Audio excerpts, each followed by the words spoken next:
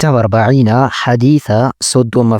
بسم الله الرحمن الرحيم. الحمد لله رب العالمين، الصلاة والسلام على رسول الله صلى الله عليه وسلم. اللهم لا علم لنا إلا ما علمتنا وعلمنا ما ينفعنا وانفعنا بما علمتنا وزدنا علما وعملا يا رب العالمين. الحديث حديث 30 صدوم. عن أبي ثعلبة الخشني، أبا ثعلبة الخشني كور خشني الرأودي فمي مكانسا جرثوم بن ناشر، جرثوم ناشر جنما رضي الله عنه الله نسرها جالته عن رسول الله صلى الله عليه وسلم إرجم الله صلى الله عليه وسلم إرأودي سيتين قال جل إرجم ربي إن الله عز وجل الله عز جبات وجل قدتي فرض دركما قد إجرا فرائض دركموتا فلا تضيعوها إسيهن ميدنا، دركم ربي دركما قد هن ميدنا.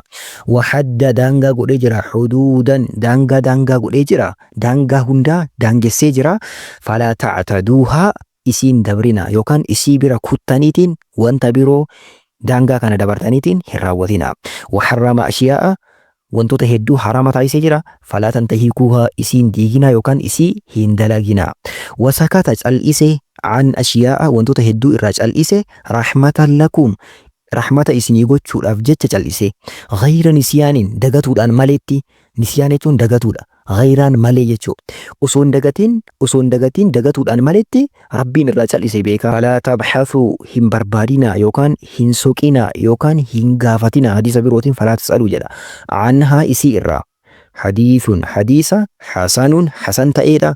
rawaahu isa odeessee jira addaaraqutnii imaam daaraqutniin waghayruhu kan biroollee hadiisa kana odeessanii jiran. mee inshallah hadiisa kana akkuma guutuu isaa tokko tokkoon ilaalle dimshaashammee hadiisa kana haa ilaallu. Hadisni kun abbaa Sa'alabaa irraa odeeffame. maqaan isaa Jursuum ilma Naashir jedhama. Nabiin keenya sallallahu alaihi wasallam hadiisa kana keessatti wantoota gurguddaa afur osoo daangaa isaa kabajneetiin jiraannee kan rabbiin keenya subhaanahu wa ta'ala sadarkaa keenya ol fuudhuu danda'u nu barsiisanii. tokkoffaan rabbiin keenya dirqamoota dirqama taasisee dirqama kana miidhuu dhabuudha. fakkeenya salaatota shanan arkaan islaamaa shanan jalqaba tawxiida balleessuu dhabuu, miidhuu dhabuu, rabbii keenya akkaataa inni nagabbaraa jedheen gabbaruu, shirki irraa fagaatu, wantoota kanneen jechuudha. namni tokko dirqama kana yoo guutee kan argamu ta'e rabbii biratti illee ni milkaa'a, duniyaa kanatti illee milkaa namaa ta'a. kanaaf dirqama rabbi dirqamnu irratti taasise dirqamoota kanneen guutneetiin argamuu qabnaa jechuudha. lammaffaan daangaa rabbiin kaahee dabruu dhabuudha. rabbiin keenya daangaa wantoota hedduu kaa'e. fakkeenya salaata shanan daangaa taasisee jira. daangaa mataa isaanii qabanii salaatota shanan kanneen daangaa isaaniitiin ala salaatuun hin ta'u achi dabarsuunis as deebisuudhaanis kallattii kamiinuu daangaa isaa dabruun dhorgamaadha. sababa kanaaf daangaa isaa irratti akka rabbi daangaa godheen salaatuu qabna, qabatuu qabna. inni sadaffaan wantoota rabbi harama taasiseedha. waharrama ashiyaa'a falaa tantahiikuuhaa wantoota hedduu rabbi harama taasisee isii hin diiginaa, isii hin dalaginaa jedhani nabiyyiin sallallahu alaihi wasallam. waan rabbi harama taasise irraa fagaatu, diiguu hin qabnu, tuquu hin qabnu, dalaguu hin qabnu, kabajaa isaa irraa fuudhuu hin qabnu. rabbi harama taasisee jira. wanta rabbi harama taasise itti dhaatuu dhabuudhaan kabajuu qabna. wasakata an ashiyaa'a inni arfaffaan wantoota hedduu irraa cal'ise rahmata nuu gochuudhaaf jecha osoo hin dagatiin isii irraa hin gaafatinaa, isii irraa hin barbaadinaa, isiin soqinaa, isiin qoqqotinaa jedha nabiyyi sallallahu alaihi wasallam.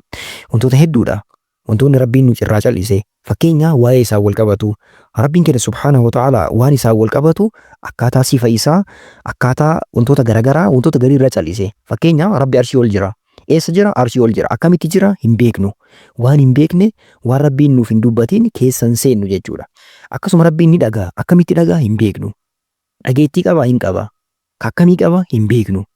Allahitu beeka. sababa kanaaf wantoota rabbi irraa cal'ise cal'isuu qabna. waan rabbi nu dubbate dubbatuu qabna. wantoota kana keessa galan keessa wantoota ulamaa'in dubbatan keessa inni tokko maalidha? waan rabbiin keenya daangaa godhe gaafii barbaachisaa hin taane gaafatu. fakkeenya namootni gariin gaafii yeroo gaafatan qoqqotuudhaaf jecha tuttuqaa wayii barbaaduuf jecha maan wayii nama tussisuudhaaf jecha namoota gaafatantu jiru. gaafileen akkanaa dhorkamaadha. maaliif dhorkamaa ta'e? namootni yeroo qoqqotaniitiin keessaniitiin gaafatan waan biraa baasuudhaaf malee beekumsoo ittiin fudhatuudhaaf yookiin dalagatti ittiin jijjiiraniitiin rabbiin biratti ittiin milkaa'uudhaaf waan hin ta'iniif jechuudha. akkaataa saniin gaafatu hin qabnu. Akkaataan nuti gaafannuun akkaataa beekneetiin itti fayyadamnu qofaani ta'uu qaba.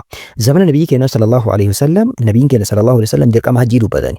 Dirqama hajjii isaan dubbatanii barsiifnaan sanbadiin tokko dhufee maal jedheeni baramaraa jedheen dirqama rabbii baramaraa jedheen itti deebisee gaafate. Nabiin illee sallallahu alaihi wasallam maal jedhanii osoo jedhee dirqama isin irratti taasifamti jedhan. Sababa kanaaf akka an callisee hin callisaa jedhan. Wannumaan isin kenne qofa qabadhaa waan biraa jala deemtanii tuttuquuf hin deeminaa jedhan. Ammallee akkasuma wanta rabbiin qabadhaa nuun jedhin qabanna. Waan rabbiin callisee hin callisna. Waan rabbiin irraa dhorke irraa fagaanna. Waan rabbiin dalagaa jedhan dalagna. Haala kanaan jiraatuu qabna. Hadisni 30ffaan kana fakkaata. Waan isiniif hin galin gaafadhaa. Itti fufna. Assalaamu alaikum warahmatullaahi wabarakaatuh.